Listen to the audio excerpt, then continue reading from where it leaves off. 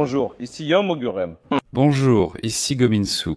Chef de classe, vous venez tout juste d'essayer la toute nouvelle Ioniq 9, le fleuron de Hyundai. Qu'en avez-vous pensé? Comme mentionné dans la vidéo, le luxe et la douceur... C'est différent de le véhicule électrique 9. Le véhicule électrique 9, honnêtement, est plutôt axé sur l'équilibre, alors que celui-ci a un bon confort de conduite. Mais comme il est trop doux, il donne une sensation un peu flottante, un peu molle. Et il y a des avantages et des inconvénients, c'est quelque chose de différent. Le réglage fait la différence. Même matériel, mais réglé différemment, la voiture change complètement. Vous l'avez découvert? Quoi? Vous allez nous montrer la raison maintenant. Alors montrez-la tout de suite. Chef de classe, avez-vous trouvé le secret aujourd'hui? Ah, eh bien, ce n'est pas vraiment un secret. Ce n'est pas un secret. Mais en fait, pour être honnête, ce n'est pas seulement un problème d'hier ou d'aujourd'hui, c'est toujours un peu la même chose. C'est vrai. Ce phénomène est observé depuis la 3e génération de plateformes. Mais aujourd'hui, le regard du chef d'équipe semblait indiquer quelque chose de différent. Il y a quelques différences, et en fait là on regarde l'avant de le Ioniq 9, mais si on regarde juste cette partie, il est difficile de dire si c'est une Ioniq 5 ou une Ioniq 9. C'est vrai, c'est un vrai mystère. Si on ne regarde que cette partie, même les experts diraient « Quoi? C'est le véhicule électrique 9 ou le IONIQ 9 ?» Comme ils utilisent la même plateforme EGMP standardisée, bien sûr la taille du véhicule a augmenté et il y a eu quelques changements, mais la structure de base reste la même car ils partagent la plateforme. Pour l'avant, comme je l'ai déjà mentionné dans la vidéo, sur le véhicule électrique 9, le train, avant utilise une suspension de type McPherson. Mais ce véhicule est quand même assez cher. Oui, le prix et le coût de la vie ont augmenté, ainsi que celui de ce véhicule. Tout augmente. Le confort de conduite de cette voiture était vraiment doux et agréable. Une double triangulation à l'avant aurait peut-être rendu l'expérience encore plus luxueuse. Le système à double triangulation utilisé par Genesis? C'est ça. Chef, quand on parle de sensations haut de gamme ou de confort de conduite, c'est comme les deux extrémités d'une balançoire. Tout est différent.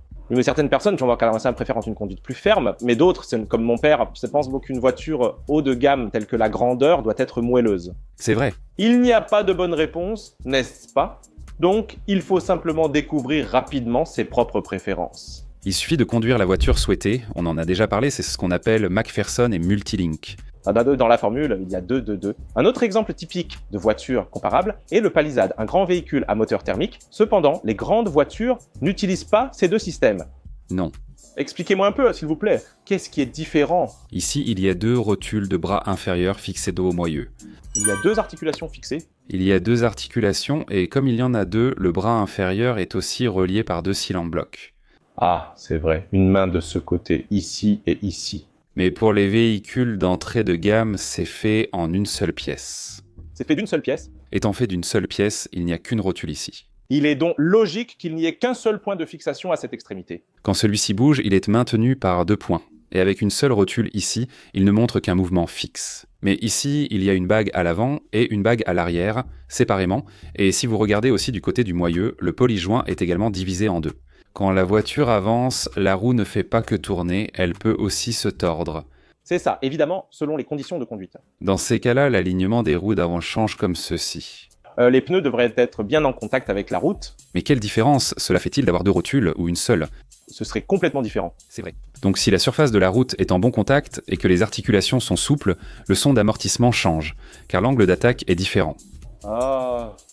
Oui, donc c'est une version plus avancée que le McPherson classique. Dans la gamme Hyundai Kia, ce qui est plus haut de gamme ici, c'est le double triangle au-dessus. Je vais résumer. Sous la suspension, du côté du bras inférieur, souvent mentionné. Non, ces 2 méthodes sont considérées comme plus évoluées et avancées dans les voitures grand public. Et pour les voitures haut de gamme, au-dessus de cela, il y a le système double triangle avec 2 articulations dans la partie où l'on voit le ressort dans le système McPherson. Ah, on peut voir ça comme une différence de ce genre. Voici le support de l'Ioniq 5 avec une structure en aluminium. Où est-ce que ça se trouve? C'est sur la partie supérieure du support de suspension. C'est au-dessus, à l'intérieur. Ah, cette partie argentée, c'est la partie argentée que le chef d'équipe tient en ce moment. Ils sont compatibles avec les plateformes EGMP. C'est comme ça que ça ressemble? Mais ce support en aluminium ne rentre pas facilement, sauf dans les voitures haut de gamme. Vous parlez bien de cette extrémité au bout, n'est-ce pas? La Trax a également un support en aluminium.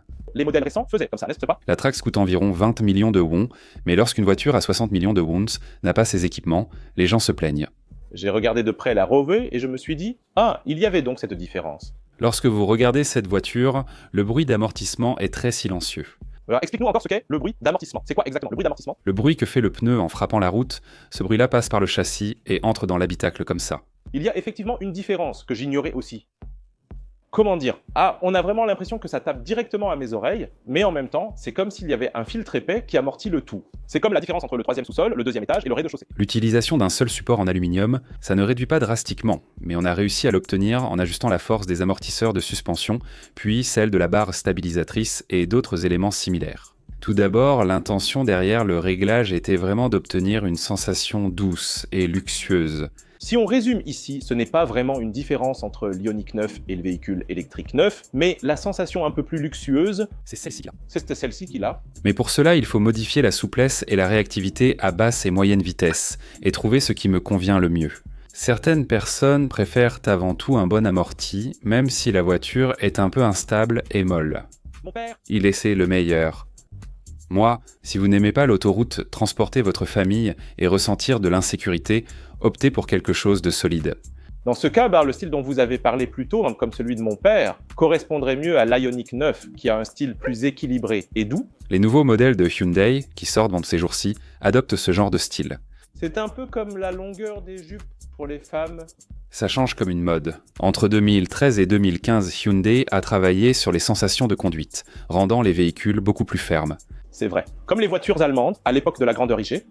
Lors de la sortie de la 3e génération de la Sonata, on l'a comparée à la Malibu en disant qu'il n'y avait pas de différence. Cependant, après 2020, la Sonata est devenue de plus en plus raffinée. La conduite devient plus douce, surtout avec le modèle GV. 80 reste stylé. La sensation était différente à chaque fois que j'en conduisais un. Personnellement, je préfère la sensation du modèle GV80 de 2022. Pour le modèle 2022, c'est comme ceux qui conduisent une Mustang et disent préférer le son d'échappement d'une année en particulier. C'est ce genre de sensation. Je trouve que ceux sortis après ont un peu trop relâché les choses. Maintenant, on va dans une direction où ça devient plus doux. C'est vrai. Donc si vous regardez, le poids à vide de cette voiture dépasse 2,5 tonnes. 2,5 tonnes donc. C'est un tank. Être percuté par ça équivaut presque à être heurté par un minibus. Prudence. Il faut éviter ce véhicule blindé. Mais comment est son châssis? Une taille de traverse qu'on ne voit pas chez Hyundai. Waouh, chef, votre poing est déjà énorme, mais c'est encore plus épais. J'ai de grandes mains, je porte des gants taille L ou plus. Mais la traverse est aussi très épaisse. Si vous la regardez, elle est ici et ils l'ont fabriquée comme ça, mais ils ont aussi tout renforcé avec des soudures à cet endroit. Ah, oui c'est vrai, tout au bout. Avoir fait cela signifie que la plateforme est un élément commun. Quand on l'agrandit, il faut la renforcer en conséquence, ce qui a été bien fait. Beaucoup, ce que les gens appellent le cadre en forme de puits. C'est ça, celui-ci est encore plus solide qu'un cadre en forme de puits. Ce n'est pas seulement un carré, si vous le regardez ici, il s'étend encore plus en forme de trapèze. Aux extrémités du cadre de base en forme de puits, ce genre de... Il a aussi bien fini de cette façon. Il a même renforcé entre les caractères Jing comme ça. Même ce seul lien incluant la rigidité est utile. Du point de vue du fabricant, le coût de fabrication est énorme. Ils auraient pu couper le longeron à l'avant ici, mais ils ont choisi de le prolonger. Ah oui, sur les petites voitures, ils réduisaient considérablement de ce côté-là. Mais là, ils l'ont prolongé. Bien sûr, on a rallongé pour soutenir l'avant avec un support, mais en réalité, il n'était pas nécessaire de couper à cet endroit. On aurait pu simplement fabriquer un support sans couper. Ça aurait fonctionné également. Cette partie-là ne subit pas de contraintes. Mais il faut quand même un matériau solide. Ici aussi, c'est un renfort servant à la fois au rangement et de support pour la partie inférieure du panneau. Cela a une double fonction. Des secrets sont enfouis tels des os. Ensuite, il faut remarquer ceci. Je l'avais complimenté lors de la présentation du Palisade. Ah, je crois que je sais. Le système Motor Driven Power Steering à courroie. C'est ça. Le Motor Driven Power Steering, c'est justement Inu. On a adopté le direction assistée électrique à crémaillère, Rack and Pinion Motor Driven Power Steering, à entraînement par courroie. La vraie sensation de direction provient de la transmission de l'état de la route au châssis, que je ressens dans le volant. Je dirige en conséquence et ressens la réaction. C'est ça, le véritable feeling de la direction, au-delà des mouvements brusques. Mais à ce niveau-là, le retour d'information est excellent. Lorsque le retour d'information était médiocre, le CMDPS n'était-il pas considéré comme le meilleur? Non, il fallait au moins atteindre le niveau R. Après cette période, même dans le direction assistée électrique à crémaillère, Rack and Pinion Motor Driven Power Steering, les choses changent encore avec le système de ceinture. Et c'est typiquement le cas avec le nouveau Palisade que nous avons essayé récemment, ainsi qu'avec l'Ioniq 9. À l'avenir, l'expansion va se poursuivre, car lorsque Hyundai et Kia adoptent une technologie, elle est déployée sur l'ensemble de leurs véhicules. Pour Hyundai, c'est le bon moment de l'exploiter. C'est le moment de l'utiliser, mais ça ne commence pas par le bas, n'est-ce pas? C'est vrai. Après ça, c'est juste de l'imagination, même le carnaval. Même le Carnaval et le Sorento, une fois entièrement renouvelés, passeront forcément à une transmission par courroie. Alors, ça ne deviendrait pas trop puissant? C'est nécessaire, sinon ils vont encore augmenter le prix de la voiture d'environ 10 millions de wons. Ah, c'est amusant. Je plaisante. Mais c'est vrai que ce n'est pas un véhicule à moteur à combustion interne. Bon, c'est une boîte de vitesse et un moteur électrique. Ça c'est intégré. C'est vraiment petit. Aujourd'hui, les marques proposent des modèles intégrés, modulaires et fins. C'est l'enjeu actuel. Ah. De nos jours, la technologie, c'est comme ça. Avez-vous vu les publicités des voitures électriques ces derniers temps? Seul M fait la publicité sur les performances. Le reste, comme l'Ioniq M, se concentre sur le style de vie, l'espace coulissant et la rotation. Pour agrandir l'espace intérieur, ces éléments doivent devenir plus petits. Au final, ce qui occupait traditionnellement le compartiment moteur, principalement le gros moteur à combustion interne, si on inclut presque la transmission, cela représentait presque la moitié de l'espace. C'est ça. C'est réduit à ce point-là. Même si l'avant est comme ça, l'espace intérieur de la voiture est principalement déterminé par la réduction du moteur de traction arrière et du réducteur intégré, abaissant ainsi le plancher du coffre. L'essentiel est de savoir jusqu'où on peut miniaturiser. En tant que chef d'équipe, l'une des questions fréquentes sur la chaîne concerne le stabilisateur. Stabilisateur. C'est lié à la stabilité de la voiture. Elle sert à équilibrer les deux roues, d'où son nom de barre anti-roue-lisse. On appelle cela une barre anti-roulis, ou juste anti-roulis. Mais il existe aussi des barres creuses tubulaires et des barres pleines solides. La question n'est pas de savoir si le type creux ou le type solide est meilleur. Si la bonne taille est choisie en fonction du poids et des caractéristiques de la voiture, le type creux comme le type solide conviennent tous les deux. Mais puisque ce n'est pas le cas, discutons-en. Par exemple, l'Explore est un arbre de transmission creux, mais aussi épais qu'un avant-bras d'enfant. De 35 Enama le Palisade, de taille similaire, fait 25 Melama les constructeurs mélangent même les types creux et solides. Pour le Palisade, l'enfirfiance en concurrence Tore Samakol Hals, la version 4x4 utilise un arbre creux. La version 4x4 utilise un type creux. La version de roue motrice a un type solide. On devrait expliquer ainsi, mais à la place, on dit qu'un élément est meilleur ou l'autre moins bon. C'est une question de coût. Cette structure est simple, n'est-ce pas? Qu'en pensez-vous? Celui-ci est très courbé, des deux côtés. La structure est complexe. Bien que du même type pour la même voiture, le type solide est nettement plus cher. Par exemple, pour l'Ioniq 5, le type creux coûte environ 40 000 wons, contre près de 70 000 wons pour le type solide de l'Ioniq 5N, soit une différence de prix notable. Le type de la voiture détermine l'utilisation du type creux ou solide. Généralement, à l'avant, il y a beaucoup d'espace, et la barre stabilisatrice est plus épaisse, donc on utilise souvent le type creux. Pour les voitures plus étroites ou à l'arrière, Hyundai et Kia utilisent la plupart du temps le type solide.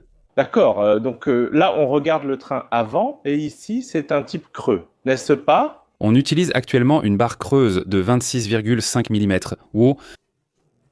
Tu sais, j'ai dit que cette voiture était douce pour ses 2,5 tonnes. C'est une GV80, c'est un nom, mais comparé à la GV80, sa barre stabilisatrice est un peu plus fine. Ah, d'accord. Le poids augmente encore plus. Chef d'équipe, vérifiez derrière vous un instant. Voyons quel type c'est. À l'arrière, un type solide de 21 mm a été utilisé. Ah, ça, à l'arrière, c'est un type solide. C'est un solide de 21 mm, mais il y a un espace où quelque chose peut passer, ainsi qu'un espace au-dessus. C'est étroit, n'est-ce pas? Alors, pour obtenir la même résistance, la structure creuse doit être plus épaisse, tandis que la structure pleine peut être plus fine. C'est pour ça qu'on l'utilise comme ça. Voilà pourquoi on voit beaucoup de pneus pleins à l'arrière des voitures particulières. Parce qu'il n'y a pas d'espace. Pour garantir une rigidité robuste. Donc, généralement, si l'on prend Hyundai comme référence, on utilise plutôt le type solide à l'arrière et le type creux à l'avant. Il y a donc ces différences. Et bien sûr, il y a aussi une différence de coût associée. Et ce n'est pas une question de savoir lequel est meilleur. Il faut simplement que ce qui convient à la voiture soit utilisé. Je le dis toujours. La Trax est 500 kg plus légère que la Palisade et utilise un type creux de 28 Telamé à l'avant, une exclusivité partagée uniquement avec la Genesis parmi les voitures coréennes. Il faudrait expliquer et informer comme ça, et aussi préciser les différences, mais on se contente de dire que c'est solide ou creux. La biellette de stabilisateur est partagée avec l'ION-IQ5 car ils utilisent la même plateforme. Ils l'ont simplement suspendu, n'est-ce pas? La finesse de la barre stabilisatrice par rapport au poids la rend plus souple. Reliée aux deux amortisseurs, cette finesse leur donne plus de liberté. Lors de l'amortissement, cela permet un relâchement plus en douceur. Pour le dire positivement, c'est souple et doux, mais négativement, c'est un peu mou. Ça veut dire que ça tangue un peu. Les deux veulent dire la même chose. En effet, je pense que la suspension a été délibérément réglée plus souple en fonction de la catégorie du véhicule. Et puis sur la barre stabilisatrice que vous voyez ici, il y a des bagues au centre, n'est-ce pas? Pouvez-vous nous expliquer cela? Pouvez-vous filmer d'ici? On voit bien à cet endroit. La bague se trouve sur le doigt de Monsieur Ban à l'avant. Ils ont utilisé une entretoise et une bague à l'avant. Entretoise. Quel genre de voiture est l'entretoise? Ce qu'on appelle une entretoise, c'est comme ça, comme ça. Ça se fixe. Oui, il y a du métal à l'intérieur. Littéralement, il y a du métal dans l'axe central. La présence de métal dans ce caoutchouc est appelée la méthode Jungcheol. L'avantage du cylinder block Jungcheol est sa grande durabilité. Ceux qui ont déjà conduit de vieilles voitures connaissent ça. Quand la barre stabilisatrice bouge, ça fait ce bruit comme un cheval. Clac, clac, clac. Clac, clac. Périodiquement, je devais le changer régulièrement. Mais pour les voitures Hyundai et Kia récentes, peu d'entre vous ayant conduit ces modèles ont dû changer la bague de stabilisateur en métal, très durable avec une forte pression de maintien. Ceci, il est difficile de le tenir à la main, c'est vraiment difficile. Donc, quand vous commandez un nouveau stabilisateur, Est-ce que c'est neuf? lors de la commande d'une nouvelle pièce, la bague est déjà installée et collée pour éviter qu'elle ne tombe. C'est une pièce d'occasion, n'est-ce pas? Oui, c'est une pièce d'occasion. L'avantage de cette pièce, c'est qu'il y a du métal à l'intérieur, donc elle est durable. Et comme elle tient bien, la réactivité est aussi meilleure. Ah, parce qu'elle tient fermement. C'est ça, tu as dit qu'elle tenait quelque chose qui bouge, mais il faut bien un point de référence pour la tenir, non? C'est ça, la bague de stabilisation. Encore? Bon, allons-y encore une fois. Est-ce que l'arrière sera différent? L'arrière est différent. D'habitude, Hyundai et Kia utilisent des bagues métalliques même à l'arrière, mais celle-ci a été changée en bague non métallique comme sur la Palisade. Celui-ci, chef d'équipe non métallique, signifie qu'il n'y a pas de métal, n'est-ce pas? C'est ça. Alors, comme je tiens fermement à l'avant, je ressens rapidement les retours qui viennent du sol. C'est rapide, vous voyez. Et si, au lieu de répéter le mouvement, on réduisait le temps et utilisait l'énergie pour saisir d'un coup, quel serait le résultat? L'onde serait plus forte et plus courte, n'est-ce pas? Ah, forte et courte. Ah, lui. Pour offrir un confort de conduite doux avec un son d'amortissement doux, la tendance actuelle est d'utiliser du fer à faible densité. Alors, c'est intéressant. Plus tôt, on a discuté des différences entre les stabilisateurs de type solide et à densité moyenne. Ces différences existent aussi pour une seule bague. À partir du Santa Fe MX-5 et du restylage du Sorento, des bagues à densité moyenne ont commencé à être utilisées, y compris pour l'arrière du Sorento. Et la dernière fois, Palisade. Et la ION-IQ9 utilise des cylinder blocs en métal non ferreux, ce qui signifie que le constructeur souhaite privilégier le confort de conduite et offrir une expérience plus douce. Ah, en effet, c'est pour cette raison que vous avez mentionné plus tôt que c'était haut de gamme. Et puis, à l'arrière aussi, il a un peu trop relâché. Le degré de liberté rend les mouvements souples et agréables, mais peut être inconfortable lors de mouvements continus. La sensation varie selon les personnes. Ah, c'est bien. Je l'ai compris exactement. Les stabilisateurs, barres anti-roulis et de torsion désignent la même chose. J'ai découvert qu'il existe une différence entre les barres pleines et creuses. Et ce point de référence qui maintient cette pièce, la bague qui sert de référence, selon le matériau utilisé à l'intérieur de la bague, s'il y a du métal ou non, cela a aussi une influence, n'est-ce pas? C'est ça. Lorsqu'il y a un changement d'année modèle ou un restylage sur une Genesis, ils annoncent avoir amélioré la bague de stabilisateur ou la bague hydraulique. Pourquoi? La structure s'en reste inchangée, mais pour modifier la sensation, c'est comme rendre une paire de chaussures plus confortable en changeant la semelle intérieure. Le principe est le même. Donc ces matériaux-là, où est-ce qu'on change ces matériaux et qu'on installe des cylinder blocks hydrauliques? Ici à l'avant, il n'y a pas de cylinder block de berceau, mais à l'arrière, il y en a. On utilise des cylinder blocks hydrauliques en combinant différents matériaux pour améliorer le confort de conduite. Donc à l'avant, c'est pratiquement identique à le véhicule électrique 9. Même la taille des disques de frein est la même, des deux pistons de 360 mm, mais aujourd'hui, j'ai essayé de conduire sans la régénération, et franchement, ça m'a donné des frissons dans le dos. Avoir des frissons dans le dos. Ce véhicule est destiné à la famille, mais si vous le remplissez complètement, il peut y avoir des moments d'inquiétude. Parce que c'est une voiture qui dépasse les 3 tonnes. C'est vrai, si vous asseyez 6 personnes, Ça dépasse les 3 tonnes. même si vous remplissez complètement jusqu'à 5 tonnes avec ce système de freinage, C'est inquiétant. Tout à l'heure, on était 6 adultes à bord. Comme vous l'avez dit, il y a une grande différence selon l'activation ou non du freinage régénératif. En effet, le freinage régénératif contribue grandement à la force de freinage générée. vous voulez dire qu'il y a une grande différence entre le système de freinage de base avec le freinage régénératif ajouté et sans celui-ci, n'est-ce pas? C'est ça, le freinage purement mécanique est un peu décevant. Hyundai a quand même beaucoup amélioré son système de freinage récemment. Oui, les moteurs thermiques s'améliorent, Ils se sont améliorés. L'Ioniq 9, avec un poids de base de plus de 2,5 tonnes, peut dépasser les 3 tonnes une fois chargé de passagers. Dans cette perspective, le harnais de sécurité ne serait-il pas un peu meilleur? En effet, il serait préférable d'en donner un peu plus. Le cache a été retiré, mais le soubassement est bien réalisé. C'est impressionnant, vraiment impressionnant. Ensuite, la batterie, qui représente presque la moitié du prix de cette voiture, parce que son autonomie est vraiment grande, du coup la taille de la batterie est énorme aussi. Dépassant les 530 km, c'est une grande amélioration. En effet, de nombreuses personnes qui certifient avec le véhicule électrique neuf parcourent plus de 700 km/h. Contrôle du pied, voilà, on est passé à la propulsion arrière. En passant à la propulsion arrière, honnêtement, je ne sais pas si ça a vraiment changé, c'est pareil. Visuellement, je ne vois pas de différence, mais j'imagine que les ingénieurs ont sûrement amélioré l'intérieur. J'ai été impressionné par le faible bruit du réducteur du moteur à l'intérieur de l'habitacle de ce véhicule. Ce petit élément est le moteur arrière. Les matériaux d'insonorisation renforcés ont éliminé le bruit aigu qu'on entendait avant, comme un « et ». Il faut quand même l'essayer un peu, car ce bruit n'apparaît pas dès que la voiture est neuve. Mais avant, même quand la voiture était neuve, notre chef d'équipe, même avec notre Ioniq 5 ou 6, à l'époque, dès le début, C'était comme ça, n'est-ce pas? En observant les voitures sortir ensuite, on a fait 2 remarques. d'abord le bruit « et » a diminué, ça c'était un point. Ensuite, il y avait ce tangage, ça donnait vraiment la nausée, c'était assez difficile. Mais cette fonctionnalité a été ajoutée sur l'Ioniq 6. Regardons l'arrière un instant. Si on regarde l'arrière, pouvez-vous repérer ce qui a changé ici? C'est comme un jeu de différences cachées. C'est un vrai jeu des différences cachées, difficile à trouver. Pour l'instant, si je ne parle que de ce que je sais, ce qui brille là-haut, c'est probablement la ligne de climatisation. C'est ça, c'est dans les airs. Je ne crois pas que vous parliez de ça. Cette ligne noire, est-ce le câble de frein? Cette ligne sert à calibrer. Moi alors aussi, je me suis beaucoup amélioré avec le calibreur. Je me suis beaucoup amélioré. Je me suis beaucoup amélioré. Qu'est-ce qui a changé? C'est différent de véhicules électriques 9, n'est-ce pas? C'est ça, de toute façon, ils partagent la carrosserie avec véhicule électrique 9, alors qu'est-ce qui est différent? Alors, regardons la partie supérieure du support de suspension d'ici à là. Ah, vous parlez de l'endroit qui est scellé ici, du joint, et de la partie scellée là-bas. Qu'est-ce qui est différent ici? Pour la conception de la Genesis, un alliage a été utilisé à l'emplacement du support d'amortisseur dans la carrosserie. C'est ça, on a utilisé un autre matériau. On utilise un autre matériau, n'est-ce pas? C'est exactement ce qui a été fait ici. Ah, non, chef d'équipe, qui pourrait reconnaître ça? Personne ne peut le savoir. Donc, si on réfléchit, cela signifie que le fer des deux côtés et celui du milieu sont différents, n'est-ce pas? Quelle en est la raison? C'est une question de rigidité pour donner une impression de qualité supérieure. C'est pour que les bruits rendent de vibrations ou de chocs provenant des bosses au niveau du support soient un peu différents.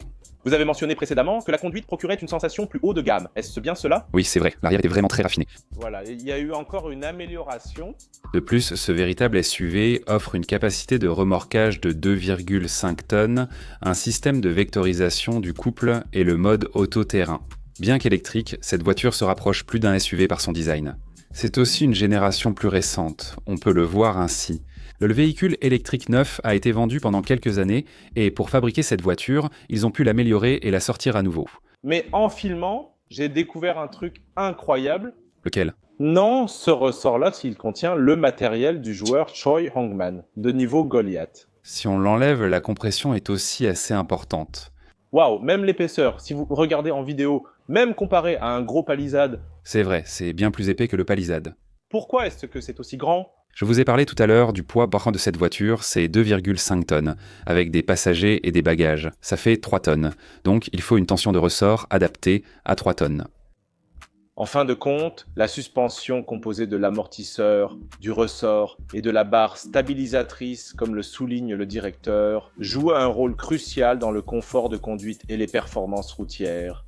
Ce n'est pas parce que ces 3 éléments sont bons individuellement que l'ensemble est bon. La suspension, c'est une question d'harmonie. Harmonie. Si cette harmonie fonctionne bien entre les éléments, on obtient une bonne sensation, mais ce n'est pas parce qu'on utilise uniquement de bons produits que l'harmonie sera au rendez-vous. Car une personne avec de beaux traits du visage n'est pas nécessairement belle dans son ensemble. Donc quand la tension du ressort est forte, on peut réduire la taille du stabilisateur. Dans le cas de l'Ioniq 5M, même si la voiture restait rigide, le stabilisateur avant ne fait que 25 mètres.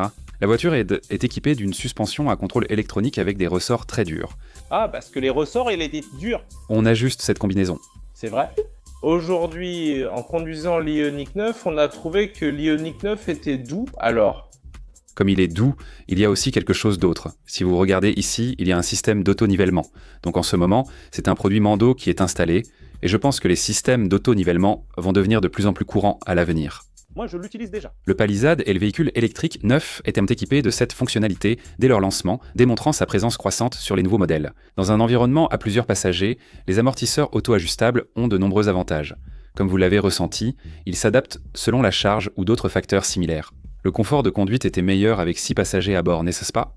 Le confort de conduite, oui. L'avantage de cet amortisseur à nivellement automatique est l'arrière ne s'affaisse pas, même avec beaucoup de passagers maintenant un confort de conduite constant. Contrairement à un ressort classique qui s'affaisse lorsque beaucoup de personnes montent à l'arrière, réduisant la course de l'amortisseur et le confort de conduite. C'est vrai.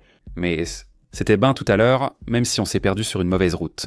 Donc cette suspension autonome, maintenant dans les SUV, La suspension autonome devient la norme. Elle me rappelle celle de l'ancien Veracruz. c'est vrai Veracruz Santa Fe. Les modèles les plus hauts de gamme avaient un système de self-leveling. C'était des modèles haut de gamme, n'est-ce pas? À l'époque, c'était impensable d'y accéder. C'était une option haut de gamme, un des meilleurs amortisseurs, mais c'est devenu standard aujourd'hui. C'est vrai. Et maintenant, Mando les fabrique en Corée. Aujourd'hui, en conduisant l'Ioniq 9, j'ai apprécié son confort et son luxe, mais quelque chose m'a un peu manqué. Mais d'un autre côté, si je peux dire le contraire, c'est un peu étourdissant. Si on le rend trop souple, il y a aussi des inconvénients qui apparaissent. En ligne droite, si on le rend aussi souple comme ça, quand on roule, le poids d'arrière de la voiture appuie et l'amortissement est bon. Donc la voiture avance bien, mais en deuxième ou troisième rangée, ça peut devenir très difficile. C'est possible. J'étais tout au fond. À l'avant, le confort est vraiment bon et luxueux, mais au fond, c'est un peu relâché. Si ça arrive, chef, que faut-il régler? Normalement, si on veut corriger le roulis à l'arrière, il faut remplacer la barre stabilisatrice. C'est ce qu'on fait dans ce cas-là. Mais cette voiture est récente et elle a la même taille que la Ioniq 5N, c'est du 21 mm comme ça. Donc ça veut dire qu'elle a quand même une certaine rigidité. C'est ça, elle a de la rigidité, mais malgré ça, la voiture est très lourde.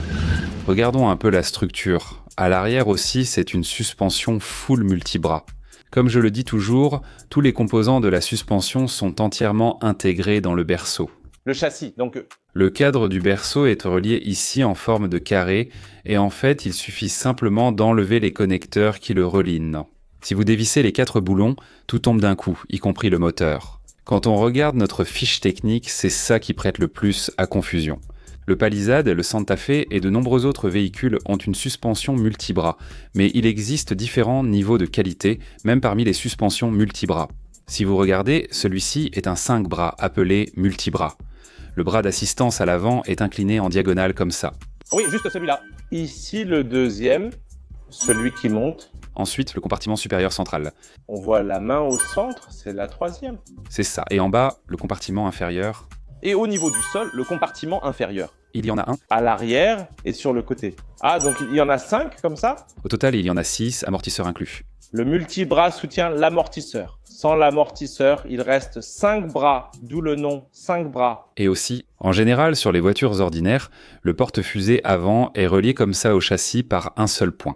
Tu te souviens, le châssis du Palisade était comme ça. C'est comme ça que ça fonctionne, ça joue ce rôle-là, tu vois. Son avantage est d'offrir un espace intérieur plus large, une structure utilisée sur des plateformes plus abordables. Maintenant, j'ai vraiment saisi. Oui, mais cette structure prend beaucoup de place, parce qu'il y a 2 bras à l'avant et à la place du bras de trailing, il n'y en a pas. À la place du bras ici, Le bras de trailing utilise 2 bras à l'avant. L'un d'eux descend et bouge en diagonale, tandis que l'autre est fixé au centre. tout est vide ici. Oui, ça prend aussi beaucoup de place. Mais la raison pour laquelle on utilise ceci, c'est que lorsque les roues bougent, cette zone d'alignement est très fiable. C'est pourquoi on l'utilise dans les voitures haut de gamme. c'est la méthode des voitures haut de gamme. Vous regardez le système à 5 bras de la Ioniq 9 sur la plateforme EGMP. J'insiste sur cette explication car tous les constructeurs appellent ça un multibras et les utilisent de manière interchangeable. On ne peut pas le savoir, c'est pourquoi on regarde le châssis du Palisade. Il y a le bras de suspension arrière comme ceci. Cette structure offre un espace intérieur généreux, mais présente un inconvénient en termes de liberté de mouvement et d'articulation. C'est vrai. En observant la palissade, on constate que le châssis est vraiment solide. Avec une structure aussi robuste, même en réglant la suspension plus souple, la sensation qui en ressort est plus raffinée. C'est logique. Avec une voiture solide, si on règle la suspension un peu plus ferme, la stabilité est bien meilleure, contrairement à une palissade où on ressent juste une fermeté désagréable. Alors, pour résumer, sur la palissade, l'un des bras de suspension était fixé au châssis, c'est ça. Sur la plateforme EGMP, la plupart des bras de suspension sont Fixé à la traverse. tous fixés dessus, donc c'est un vrai multilink, c'est ça. Mes amis, lorsque vous voyez une voiture haut de gamme, vous pouvez la juger ainsi. Pour être direct, la plateforme de 3e génération et la plateforme électrique EGMP sont différentes. Honnêtement, quelle est la meilleure plateforme ? Difficile de dire laquelle était la meilleure, mais le EGMP est utilisé dans les voitures les plus chères. Le EGMP, c'est donc une technologie plus haut de gamme. À l'avant, la suspension est de type McPherson multibras et à l'arrière, elle est entièrement multibras. C'est vrai, donc quand vous conduisez ces véhicules, vous ressentez vraiment une sensation de haut de gamme, n'est-ce pas ? En dehors de la plateforme EGMP, le GV70 est le premier modèle de Hyundai ou Kia à utiliser cette configuration. Effectivement, je n'ai jamais vu une telle configuration. Le GV70 est nécessaire pour cette configuration. Il faut au moins une Genesis GV70 pour avoir ce genre de liaison. Les clients dépensant 60 à 70 millions de wons en parlent, mais pour le châssis ou la configuration de base, fiez-vous simplement à la valeur initiale du véhicule. En somme, nous vous montrons le châssis pour une raison. Si vous la connaissez, vous conduisez en connaissance de cause. Sinon, vous conduisez simplement sans savoir. Ioniq 9. Dès sa sortie, j'ai pu l'essayer aujourd'hui et examiner le châssis, c'était rafraîchissant. Mais je me demande s'ils n'ont pas trop essayé de rendre le confort de conduite trop doux. Pour apprécier ce confort douillet, il suffit de monter à bord. Mais pour ceux qui souhaitent un peu plus de fermeté à l'arrière, faites un essai routier avec le véhicule Electric 9 pour voir par vous-même. C'est une bonne idée. Essayez de faire un essai routier avec l'Ioniq 9. Et décidez laquelle vous préférez. Comme mentionné dans la vidéo d'essai, faisant la navette sur l'autoroute, je pense que je choisirai le véhicule électrique 9. Mais il ne s'agit pas de savoir qui a raison ou tort. Une voiture s'achète selon les spécifications et les préférences que l'on souhaite. Donc il suffit d'acheter les options dont vous avez besoin. Pas besoin de vous disputer. Il existe des options plus douces si vous le souhaitez. D'après notre expérience, l'Ioniq 9 était un peu plus comme ça. Donc, si vous voulez quelque chose de plus équilibré et solide, le véhicule électrique 9... Le véhicule électrique 9 est un peu plus solide, c'est vrai. Ce n'est pas qu'un côté est meilleur que l'autre. C'est vrai. Le chef de classe choisirait la EV9, tandis que moi, circulant beaucoup en ville, je prendrais l'Ioniq 9. C'est différent. Aujourd'hui, ce qui m'a intrigué chez le chef de classe, c'est qu'au lieu d'analyser plusieurs aspects du châssis, il en a approfondi un ou deux en détail. Cette méthode me convient mieux. C'est un peu. Certains affirment que c'est difficile, et c'est vrai. De toute façon, au lieu d'expliquer encore une fois comment partager la plateforme avec eux, je pense qu'il vaut mieux expliquer les choses qui vous intéressent vraiment. J'ai trouvé que la plateforme de 3e génération et la plateforme EGMP étaient vraiment différentes. Même en y repensant maintenant, je me demande comment le chef d'équipe a pu trouver ça. En passant, j'ai remarqué un rivet inhabituel. En y regardant de plus près, j'ai constaté que c'était différent. Ah, donc c'est parce que vous connaissez bien le châssis que vous avez pu le remarquer. De plus, par rapport au point central, l'étrier est placé assez bas sur celui-ci. C'est vrai, la position influence aussi cela. C'est différent. Parce qu'il y a des situations où il faut abaisser le centre de gravité, et quand on règle le châssis, c'est pour ça que, si tu regardes, il y a des voitures très rapides. Tu vois, il y a même des voitures où l'étrier est placé tout en bas. Ah, parce que ça influence les performances de conduite. En effet, on ne croirait pas que cette voiture a été rétrogradée simplement à cause du poids de l'étrier. Je pense qu'une version haute performance de celle-ci est probablement en préparation. Alors aujourd'hui, vous avez roulé avec moi toute la journée. Quelle est votre opinion? L'avez-vous testé aujourd'hui?